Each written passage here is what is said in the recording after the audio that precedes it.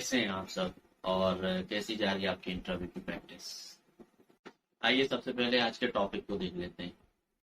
What is the difference between access specifier and access modifiers in Java? Do we have access specifiers in Java? तो channel पे नए आने वाले दोस्तों से मैं गुजारिश करूंगा कि वो इस वीडियो को लाइक करें और चैनल को सब्सक्राइब करें। आ जाएं, चलते हैं वीडियो के टॉपिक की तरफ।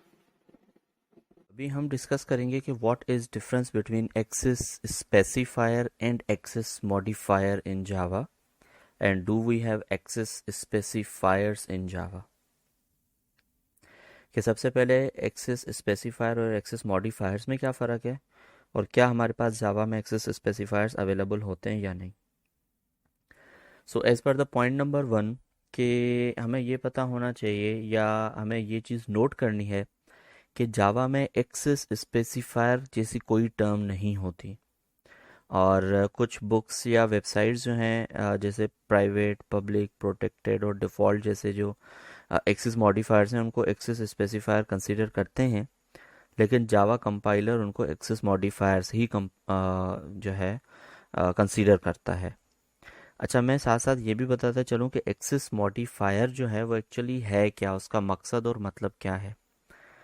कि जब हम जावा के अंदर कोई भी क्लास बना रहे होते हैं, कोई भी मेथड बना रहे होते हैं या कोई भी वेरिएबल बना रहे होते हैं, तो उनकी कुछ लिमिटेशंस हमें सेट करनी होती हैं, उनकी कुछ एक्सेसेस सेट करनी होती हैं कि वो इनहेरिटेंस की लेवल तक एक्सेस होगा, मेथड की पैकेज की लेवल तक एक्सेस होगा, या पब्लिकली पूरे प्रोजेक्ट के अंदर एक्सेस होगा, या सेम क्लास के अंदर ही एक्सेस होगा।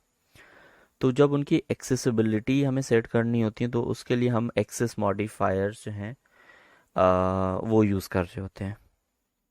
अच्छा, इसके साथ पॉइंट नंबर 3 में अगर देखा जाए कि हम ये कैसे कह रहे हैं कि जावा का कंपाइलर इनको एक्सेस मॉडिफायर कंसीडर करता है, तो ट्राई करने के लिए हम ये कर सकते हैं, या ये हमने जो किया हुआ है वो ये कि हमने एक क्लास को, नॉर्मल जो टॉप की क्लास होती है उसको हमने प्राइवेट कंसीडर किया, क्योंकि आउटर क्लास पे प्राइवेट एक्सेस नहीं करता, कि आउटर क्लास आप प्राइवेट नहीं बना सकते।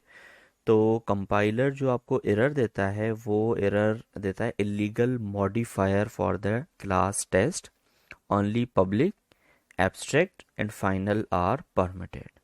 सो अगर आप यहाँ पर देखें, illegal modifier not specifier, right. So यहाँ पर कंपाइलर जो कंसीडर कर रहा है वो मॉडिफायर करके कर रहा होता है। तो एक्सेस स्पेसिफायर जैसी कोई चीज़ हमारे पास नहीं होती। वो पहले होती थी C++ में ये चीज़ें होती थी, लेकिन जावा के अंदर ये चीज़ नहीं है।